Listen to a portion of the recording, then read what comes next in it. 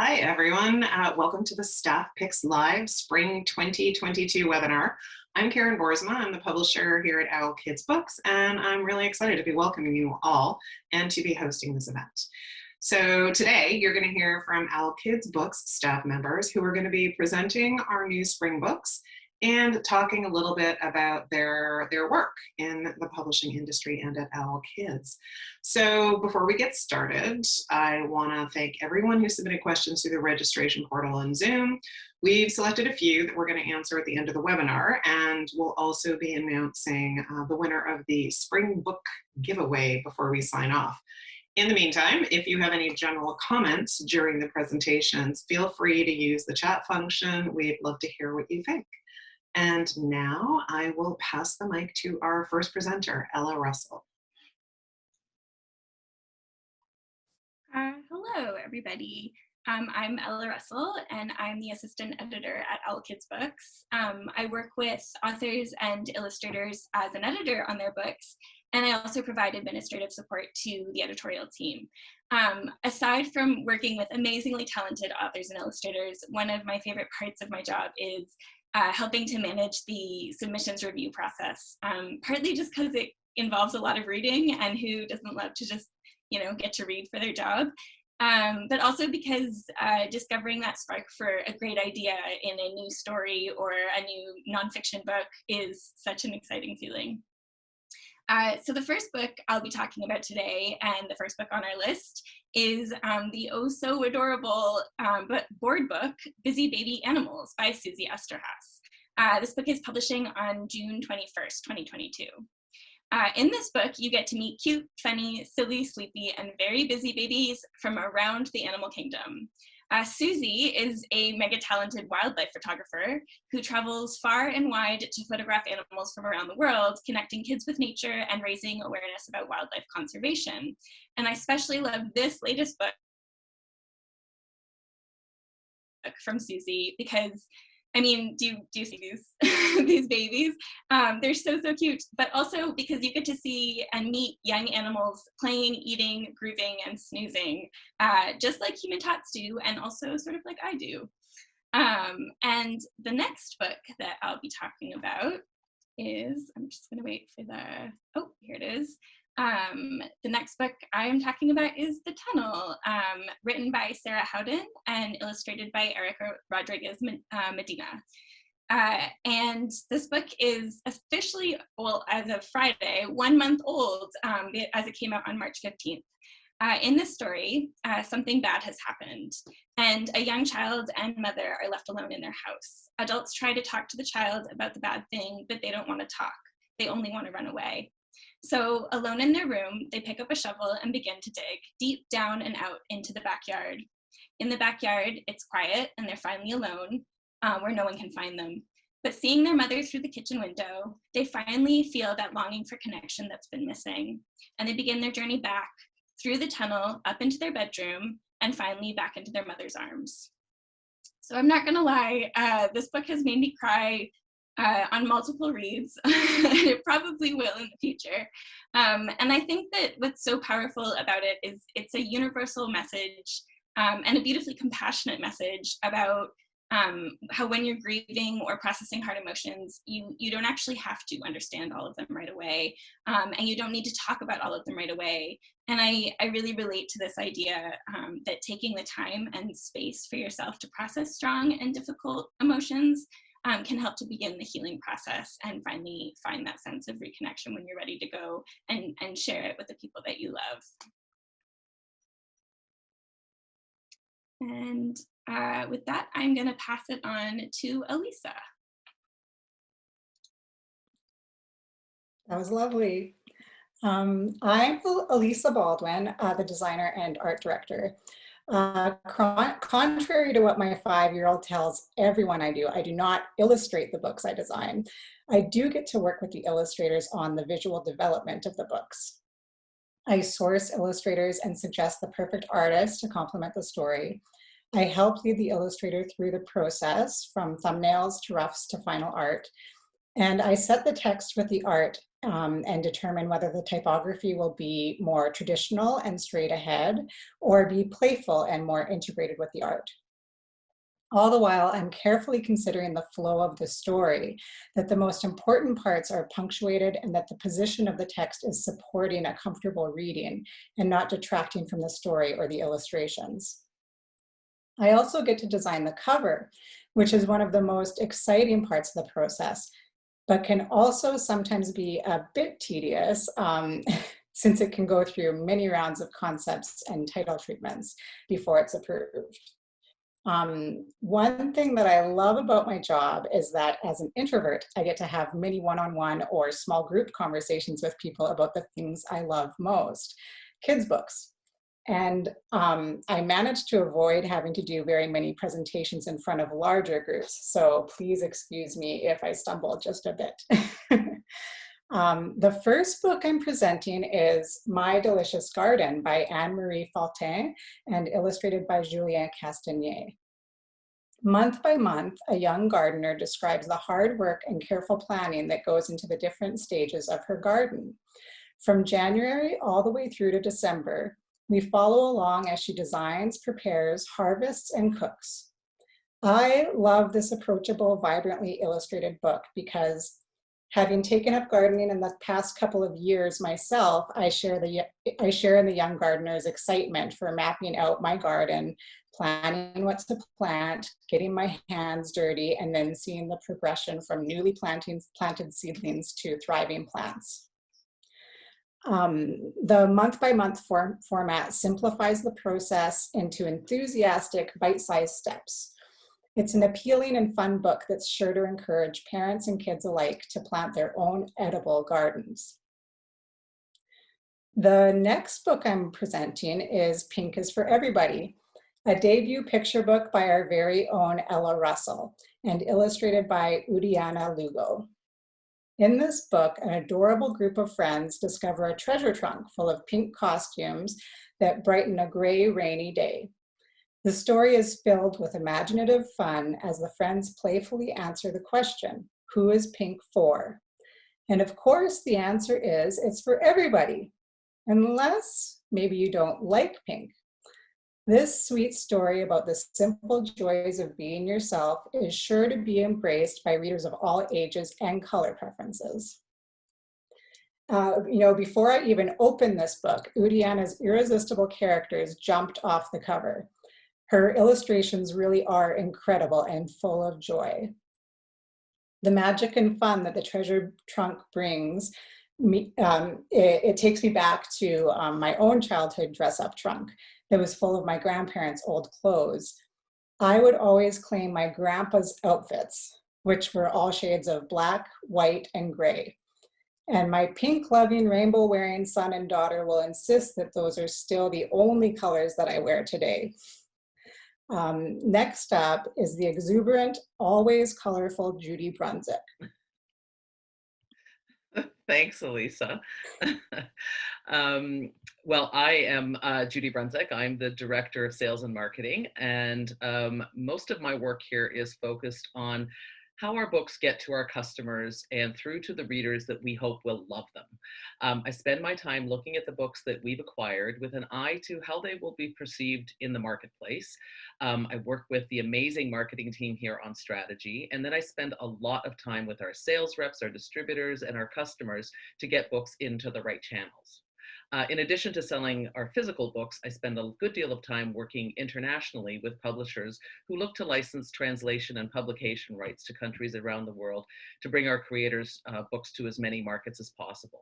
And one of the things I love about doing my job is that I'm connecting our wonderful books to people all over the world. And I think that's a pretty special opportunity.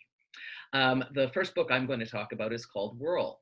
It's by Governor General Award-winning nominees Deborah Kerbel and José Bisaillon, and is publishing in 2 days on April the 15th. It's a wordless picture book that follows one small seed on a journey and celebrates the delights of the natural world around us. A stray maple key, also called a maple seed or a whirligig, is picked up by the wind and begins a long journey through a local neighborhood. It twirls through a family's backyard, slips beneath a skateboard wheels and sneakers in the park, and falls into the hands of a few curious kids who include it in their games and even in their artwork.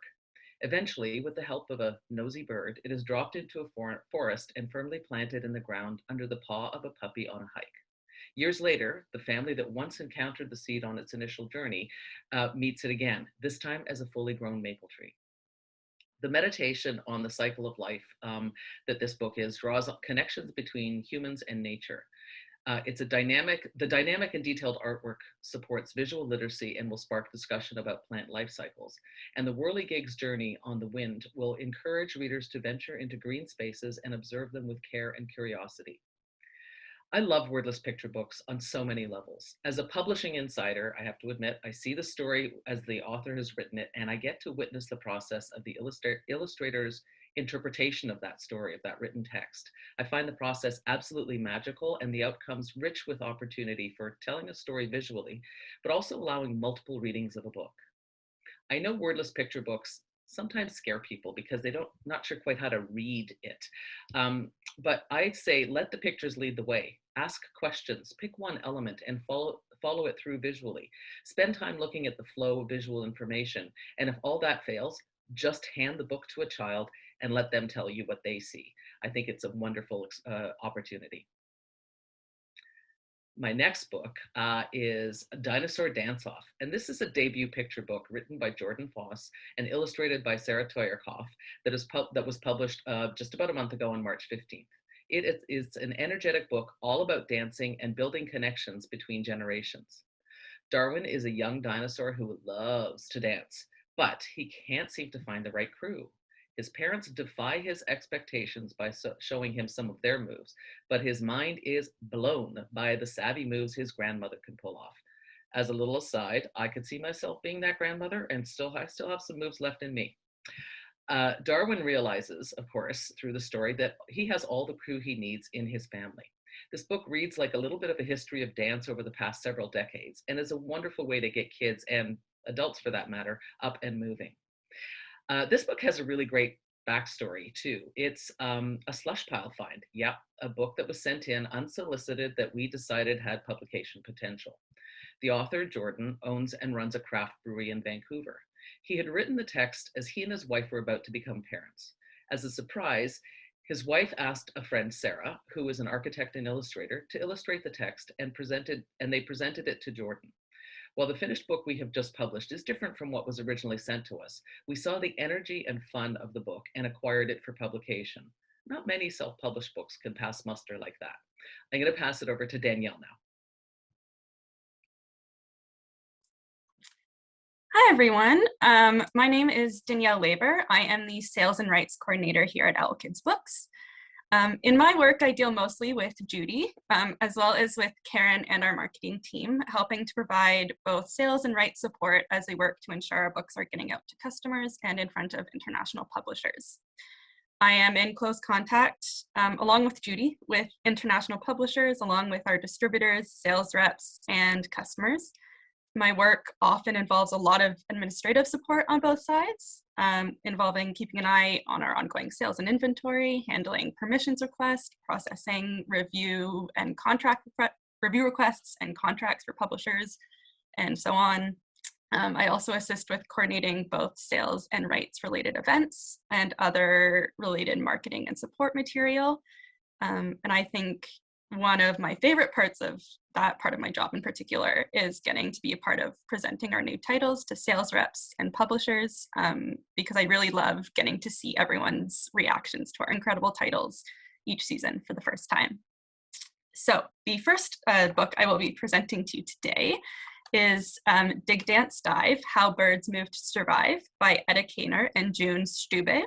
It will be publishing this upcoming June 21st. This is a book that takes a funny and informative look at birds and their unique behavioral adaptations. So birds can do more than just fly. Did you know that some of them can dig, dance, dive, and dabble? This nonfiction book introduces readers to an assortment of fascinating birds and their surprising behaviors. For example, readers can learn about flightless birds, like the Adelie penguin, which toboggans down hills on its belly, or the kakapo, which climbs up trees to escape danger. Even birds that do fly have quirky survival behaviors, like the barred owl, which can turn its head almost all the way around, or the blue-footed booby, which dives from great heights to catch fish. My favorite of the birds, I think, that is shown in the book might be the male widowbirds, who have jumping contests to show off their long tail feathers and attract mates. Dig Dance Dive invites readers to greet all sorts of amazing feathered friends in a fun and informative exploration that is whimsically illustrated in a style that I personally immediately fell in love with, and that is sure to pique curiosity and induce a lot of giggles as well. And then I will also be telling you a little bit about While We Wait, by Judy Ann Sadler and illustrated by Elodie Duhamel. This is a picture book that published on March 15th. This book features a lovely intergenerational story about a boy and his grandmother. The two of them are waiting and waiting and waiting for what it is not immediately clear, but waiting can be very hard when you are a kid. And the time is passing very slowly, so grandma has to do a lot to keep the boy engaged. Joined by their dog Duke, they stretch, they snack, they pace, and they dance, which might be my favorite spread of the book. She knits while he spool knits to help pass the time, and then they sit, and they knit, and they wait. When the boy's parents eventually arrive home and the reason for the waiting becomes clear, the moment is a little bit of picture book gold filled with heartwarming feelings at the arrival that they've brought with them. And the cap that the boy and the grandma knitted while they waited makes the perfect homecoming gift. I really love the simple and lyrical rhythmic text that this book offers, as well as the focus on the ideas of self-regulation and patience, which are key to a child's development, showing how waiting can be truly worth it. The book is a perfect way to explore that alongside displaying a wonderful grandmother and grandchild relationship. That is everything from me, so I will now be passing it over to Allison. Okay, thanks, Danielle. So my name is Allison McLaughlin, and I'm the marketing manager at Owl Kids Books. So I work on all the ways that our books find readers across North America. And usually this work begins a little more than a year before publication date. So our team in marketing is working on books from about 3 seasons at once. So the 1 current season and then 2 future seasons as well.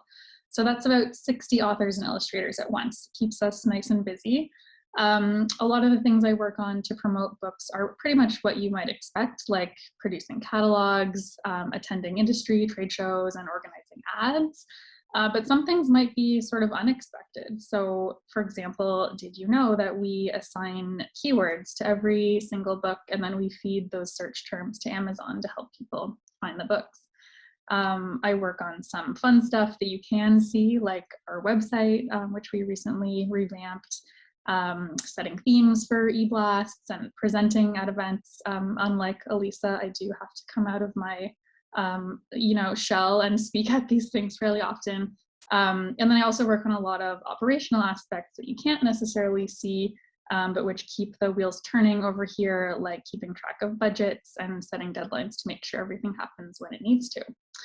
So I'm happy to share 2 books with you today.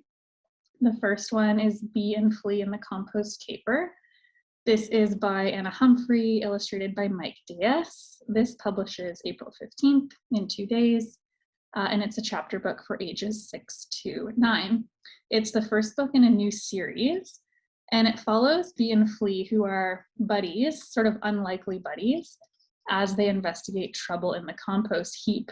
So together, it's up to them to crack the case of why there is so much chaos going on. And spoiler alert, it's for a very good reason, because all of the grossness, like slime surfing and dodge poo, it's very purposeful. Compost has a lot of important work to do for the environment. I really love how funny this book is. Just to give you one example, Flea is the one and only agent of the fenced-in area law enforcement agency. Get it? The Flea for short. And then I also just love the relationship between Bee and Flea. They're very different personalities from each other, but I think they make a really great team. So that's Bee and Flea and the Compost Caper.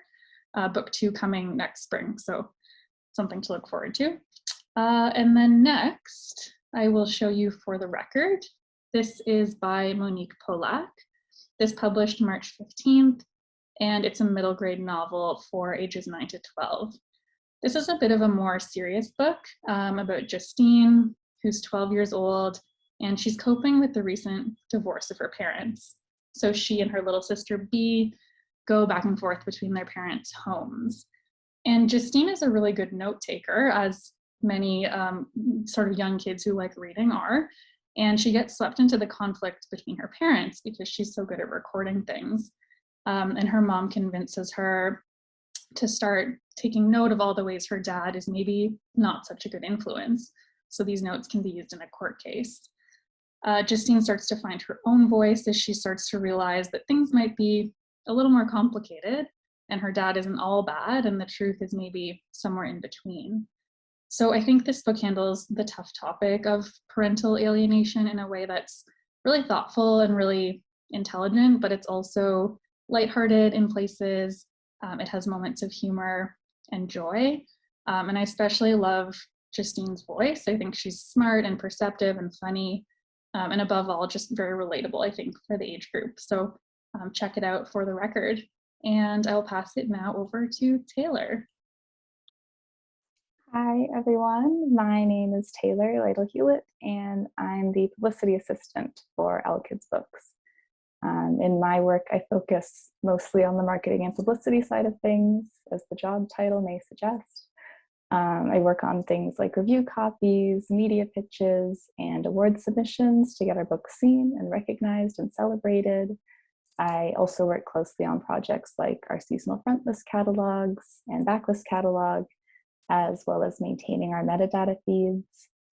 Those are some of the things I do on the marketing and publicity side of my work, but I also do some more administrative tasks, and I'm also involved with our stock and inventory processes. So I have my hands in a lot of different things at all times, which is something that I really love about my job.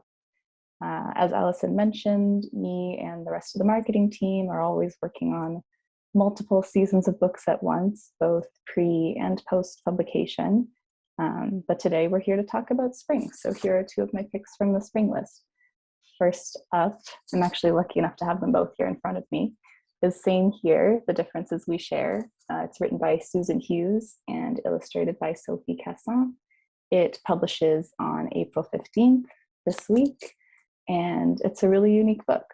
It is a nonfiction book for ages 8 to 12 that explores how kids all around the world live and the needs that they all have in common. Each page and spread jumps between different imagined children in countries all over the world, explaining their experiences with things like education, family, food, their free time, and other aspects of their daily lives, both the differences and the things that make them say same here. I think this is a really great format for introducing kids to global perspectives and global experiences, and for fostering understanding and empathy. And in addition to that, I really love Sophie's art style. It's so beautiful and colorful and engaging. And that's Same Here. It's a really wonderful, unique book and an important one, I think. Next up, I have The Weird Sisters, A Note, a Goat, and a Casserole. It is written by Mark David Smith and illustrated by Kari Rust. It is also publishing April 15th, and it is actually the first book in a new mystery chapter book series for ages 6 to 9. First of all, with a title like that, The Note, a Goat, and a Casserole, how could this not be one of my picks for the season? There's all sorts of wordplay and funny misunderstandings that are going on in the book, while the 3 sisters are trying to solve the mystery of a missing pet goat and a mysterious, ominous note they find shortly after moving into a new town. The titular weird sisters are inspired by the three witches from Macbeth, and they're such great characters. It really is such a fun and funny book, and I really love the wordplay. And I also love how Kari brought these characters to life in the illustrations you can see in the slide there. And in addition to the laughs, the book also explores ideas of open-mindedness and tolerance and belonging. I will also say this is exactly the kind of book I would have loved as a kid. I loved mystery books, and I still think they're really fun. So this is definitely a book that I would recommend. And with that, I'm going to pass it to Dietria.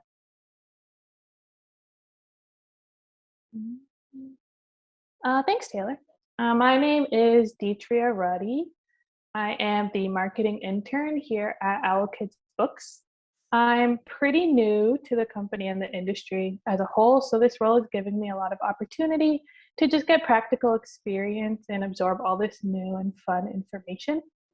As a member of the marketing team, I primarily am helping Allison, Taylor, and Emma, who we'll hear from next, with tasks like creating weekly emails, sending books to reviewers, submitting titles for awards, and pitching titles to media outlets.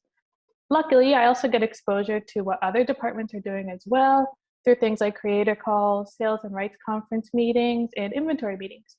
So interning is a lovely mix of getting hands-on experience as well as learning through watching mostly, but it's fun. Now moving on to my two picks for the day. My first pick is A Park Connects Us, which is a beautiful picture book written by Sarah Nelson and illustrated by Ellen Rooney. It was released about a month ago, and its main theme is that green spaces are inclusive and welcoming to anyone and everyone. I really love the poetic text and the bright, colorful illustrations. It really shows the charm and community that you can find within your public parks, hopefully in your neighborhood.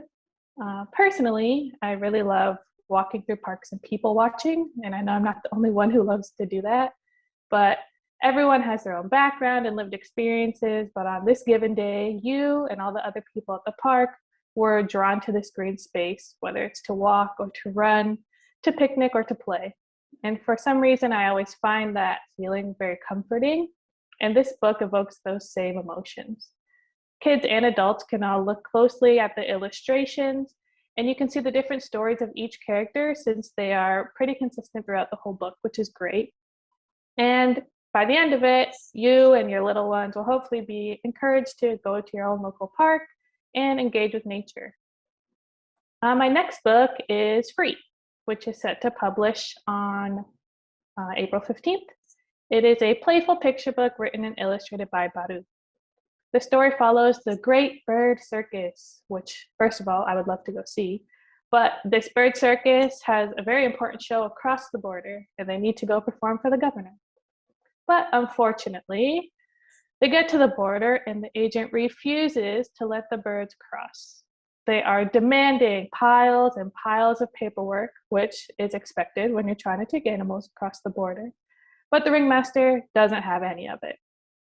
So while he's downtrodden, our main character, Paloma, finds a wonderful solution to the problem.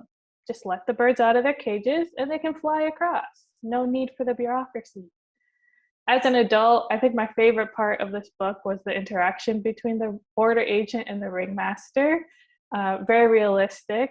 Doesn't matter how prepared you think you are. You get to the border and just your luck, your agent's having a bad day.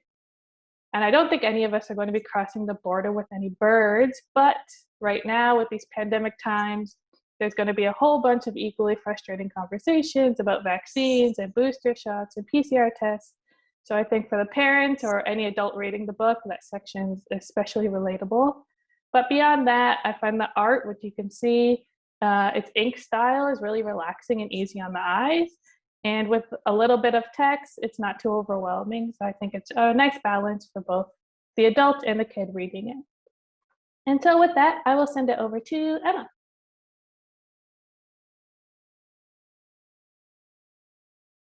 Hi, I'm Emma. I'm the digital marketing coordinator at Owl Kids Books. I work with the marketing team to get the word out about all of our books using the digital tools and platforms at our disposal. there's a lot of brainstorming involved in my job, which I really like, because we are always looking for new ways to reach people online. That's actually how events like this, Staff Picks, came about, and how other events that we do, like our author and illustrator panels, came about as well. I also have the good fortune of working in a very creative role, which is fantastic. I design ads, I create our social media content, shoot and edit videos too. I also manage all of our email marketing, and here's my quick plug for our e-newsletter. If you'd like to see some of the emails that I design, sign up for our e-newsletter at owlkidsbooks.com. So I'm going to be covering all of our conversions and updated editions. So conversions meaning books that we are re-releasing in a new format. So I'm going to start off with Camp Average Away Games, which is coming out in paperback, or came out in paperback rather, in March. It's the final book in the middle grade sports series by Craig Battle. And in this final adventure, the Camp Average crew has been forced apart for the summer. Half of them are in the Camp Average camp, and half of them are in the super competitive Camp Killington camp. So not only are they trying to reunite, but they are also trying to defeat a kind of obnoxious little kid in a ball hockey showdown. A couple things I love about this series and this book. It's super funny, it's super accessible read for kids, and you don't actually need to know too much about sports going in. I know next to nothing, so that was really great. But if you do know a lot about sports, there are some references I've heard, I don't know, but I've heard from Craig, there are some references in there that you will understand and will make you feel like a bit of an insider, like a bit of a real sports fan. So I really love that book. Next is Flow, Spin, Grow by Patch and Bars and illustrated by Todd Stewart, also out in paperback, came out in March. And this is a STEM picture book about the incredible patterns that you can see in nature. So as you read, you discover that shapes and movements that you see in one place in nature are often always in another. So snail shells and storms spiral, electrons and galaxies spin. It's educational and it's inspiring, and it really invites you to observe the world around you with a careful and curious eye. When I first started working at Owl Kids, actually, I think it was right around the time that this book came out in hardcover. And I always loved Todd's multi-layered screen prints. It's just such a unique view of nature and the world. And it just kind of made it feel really magical. So yes, big recommendation for this book. Next conversion is Poppy and Sam and the Mole Mystery, which is the second book in this picture book / graphic novel hybrid series. And this also came out in March in paperback. So this is, the second mystery, and Poppy and Sam are looking for Snuggles Molesley, who is the little mole that you see there, Snuggles Molesley's little paint glasses. So along the way, they begin collecting some other lost items from people in the garden, or creatures in the garden rather, and they not only have to find the glasses, but return these other items to their owners. One of the things that I love about this book is just all of the hilarious visuals. Like there's a lovely spread where you're in Snuggles' home, and it's just covered in pies that Snuggles is just waiting to cool down, and Snuggles is sitting in a chair with a little book, and the title of the book is like The First Earthworm on the Moon, and they're so cute. The spreads are adorable, and it brings you joy to look at. And it's also a great intro to graphic novels for young readers. Next book is How to Spot a Sasquatch. So this is a graphic novel. It came out in paperback in March as well. And this book follows a Bigfoot fan named Jay, who wants to snap a photo of the elusive creature on a trip with the Junior Rangers. In that same forest, Sass the Sasquatch and her friends are playing pranks on the campers. But when disaster strikes and Jay is in danger, Sass comes to the rescue, ignoring Sass's parents' suggestions that you shouldn't go near humans. And then they become friends. It's really suspenseful because you know that they're kind of in the same spot, and you're waiting for that meeting, like when Jay will spot Sass and when Sass will spot Jay, and like they'll talk. But another great thing about it is that I really like how sass is characterized, and I can totally imagine myself bringing this book on a camping trip and wanting to pretend to be sass, like as I'm at the camping trip with my family. So this is another fantastic graphic novel read. And then the final book that I wanted to mention is A Ticket Around the World. We updated this book in March for a 2022 audience based on diversity, equity, and inclusion guidelines, and it is a tour of 13 countries. So in this book, we join a young boy as he hops around the world visiting friends, and each friend introduces readers to their country's environment and customs, shares interesting facts about the language and the culture, landmarks. I was a big nerd when I was a kid, and I really loved maps, and I know that I would have really, really enjoyed this book because the maps are just so vibrant and detailed. They contain all of these kind of notes and arrows and little images that, like, you know that you're learning, but it's like a really fun kind of learn, and just so, yeah, bright and eye-catching. So that's something that I really love about this book. And I think that is it for the conversion. So I'm going to pass it on to Karen again. Thank you, Karen. Thanks, Emma. And wow, what an incredible spring list. It's interesting to see this list. We're right now working on in the editorial department and the design department, we're working on spring 2023. That's, I think there's final art coming in for that list. So it's these books, it's nice to be reminded of what an incredible list it is. And thanks to everybody for presenting the new books. I think they all did a fantastic job. And next up, we have some questions that came in from some of our attendees. So the first one is from Christopher Waters, who asks, I love when publishers provide accompanying activities or educator guides. And are there any additional resources you recommend? And I think Emma's going to answer this one. Hello, yes, I absolutely can. We do have a ton of free resources on owlkidsbooks.com. I'm gonna keep promoting that until the end of this presentation. So you can go there to find teacher's guides, discussion guides. You can find coloring sheets, activity sheets. We do have a couple for this season as well. I'm going to run them off in my head and hopefully I get this correctly. We have a discussion guide / coloring page for Whirl. We have a coloring page for Pink is for Everybody. We have a discussion guide for Same Here. And we have a teacher's guide / activity page for Apart Connects Us as well. And if I'm missing anything, I trust that my fellow marketers will let me know, but I believe that that's what we got for this season. So head on over to owlkidsbooks.com, look at our resources, and download those for free. Thanks, Emma. That's great. And she's right. It is a fantastic website, and there's a ton of great stuff on there. So I do encourage you to check it out. Next, Ella is going to answer a question from Catherine McCrimmon, who asks, I'm curious about the first steps towards publishing as a total beginner. How does a new author or illustrator ever make headway? So mostly I'm going to give advice on, how to start writing, I think, and what makes books stand out to, at least to us. I do work a lot on, reviewing submissions that come into us. And so,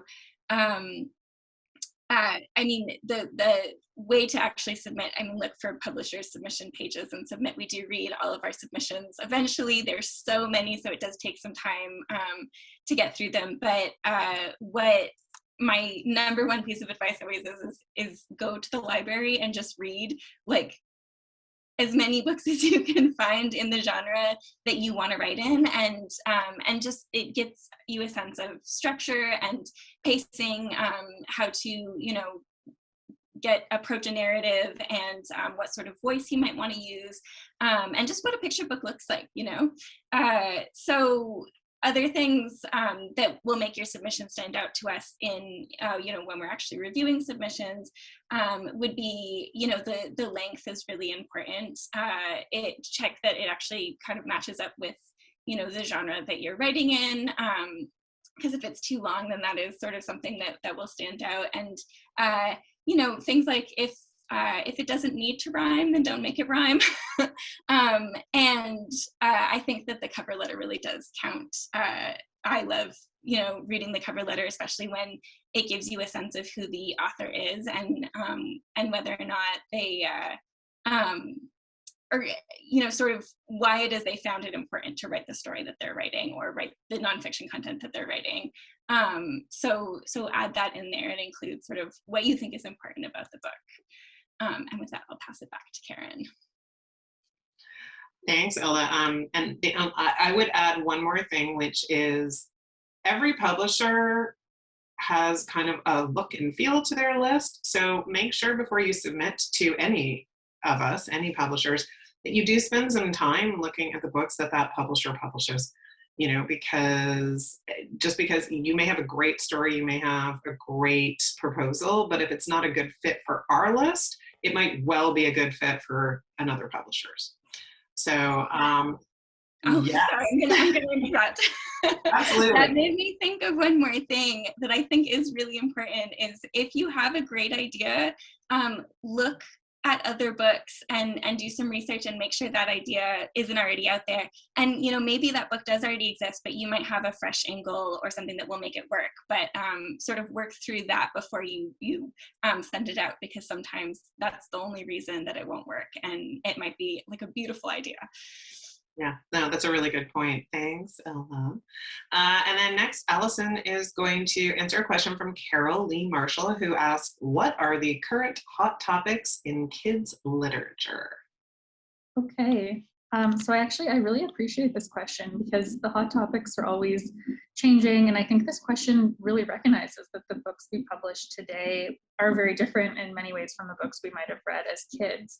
And a great book can be really topical, touching on themes that are super relevant to kids' everyday experiences in 2022. A lot of people who don't know a lot about children's publishing assume that the same kinds of things have been being published since, like all of time, which is just not true. So I'll give a few examples of things that we see or we hear are hot topics. And apologies, this might be sort of a long answer because there's a lot of hot topics. What can I say? So first, I would say social emotional learning, which you've heard a few times today. So that covers areas like empathy, self-awareness, emotional intelligence. I'm going to plug a few of our fall books because Emma gave me permission to do that.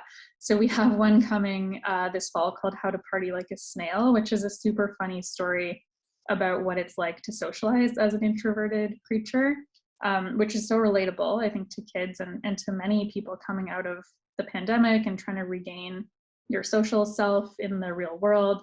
So social emotional learning is definitely hot. We're hearing about that, people wanting that, people looking for that. Also STEM, which stands for science, technology, engineering, and math, which is not a new idea, but it continues to be popular, especially sort of like Ella was saying, if the book is done in an intriguing or a different way that hasn't really been done before. So we have one coming in the fall called One Tiny Bubble. That is a picture book that explores how every single living thing on Earth came from the same common ancestor, single-celled ancestor, but it's written for very young kids. So really cool concept and an unusual approach to STEM. I think that's still kind of trendy. And finally, I will just share something else that I think is popular right now is books written about real experiences from authors whose voices traditionally haven't been heard or elevated. So there's so much in this category that's new and fascinating. And we ourselves have a lot of great stories coming down the pipeline in this area. So whether it's something like Lunar New Year and one family's celebrations, or whether it's a child maybe arriving in Canada for the first time and noticing something funny or sad or poignant about their experience. Or maybe it's about embracing your unique family structure or gender identity or your name. There's so many different things making this, I think, a big and exciting category right now. So those are a few popular areas, I would say, right now. And that's it for me. Thanks, Allison. That was a great answer. And next we have a question from Deborah Kerbel, which I am going to open up to all of you. which is, who's your favorite author? Who's going first? Somebody. Yep, Judy. Of course. Okay, I'm going to say two because I never like to follow the rules just exactly. One of my favorite authors is Louise Penny and her Inspector Gamache series. I cannot wait for each book to come out every year. So that's just like I just consume those books and share them around with lots of friends. And then, and I'm going to say possibly a favorite author, but I read a lot. And so I have lots of great authors that I read. But the book that I've been proselytizing for recently is The Nickel Boys by Colson Whitehead, which is a spectacularly written book, moving, amazing. So Colson Whitehead is definitely one to watch for. Ella, it looked like you wanted to get in there. Yeah, I can jump in. My favorite right now, because I think it changes a lot, but I'm not gonna break the rules like Judy. I'll just say one. Is Anne Leckie. She wrote the sci-fi trilogy Ancillary Justice, and also a really excellent fantasy novel called The Raven's Tower, which is based off of Shakespeare's play Hamlet, and I just love it so much. So everybody search Anne Leckie if you haven't heard of her. Anyone else? Dietria? I'll go. I'm going to do a Judy and say two too. First, I have Tracy Deonn, who wrote Legendborn, the YA Arthurian retelling, which became my favorite book. I read it last year, and The Night Circus was my favorite book for like years, but Legendborn just destroyed that. So the second book is supposed to come out this year. Very exciting. And second is Nikita Gill, who's a poet. Her book of poetry collection, Fierce Fairy Tales, is probably one of my like top 3 favorite books. So Nikita Gill is definitely a poetry guru that I love to read about. Very cool. Anyone else? Emma? I really like Jesmyn Ward. I think at this point I have read everything that Ward has written, which is a little bit disappointing. But then now I can just reread everything. And I read Salvage the Bones, I think was the first book that I read of hers, and it's incredible. So strong recommendations. That's great. Danielle. This is such a hard question to answer. I have like a whole list of favorite authors. I think, like Ella said, mine changes a lot. It kind of depends on the time. Like Dietria, I'm a really big fan of Erin Morgenstern, who's the author of The Night Circus and The Starless Sea and stuff. But the one that I thought about mentioning was V.E. Schwab. Is a particular favorite of mine, particularly her Shades of Magic series. But I have a never-ending list of favorite authors. But those are 2 of them, I guess. That's great. Taylor, I see your hand there.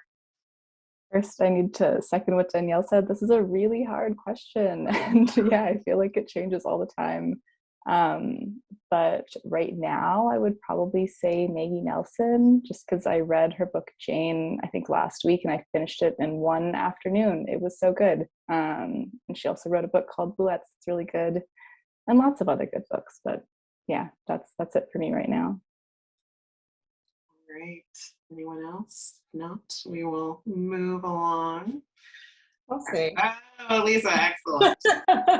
It took me a bit too, because mine are always changing, and I've been focusing on like debut novelists the past couple of years, and so just lots of new works I hadn't that hadn't been out there yet. So but my favorite, I think, has been is The Mountains Sing by Nguyen Phan Nguyen Mai, and it's just a beautiful, moving story about sort of mostly takes place during the Vietnam War, and just about how it affected one family. Multi-generational story, kind of jumps around in history, and loved it. But I hope she writes another novel in English, but that was her first.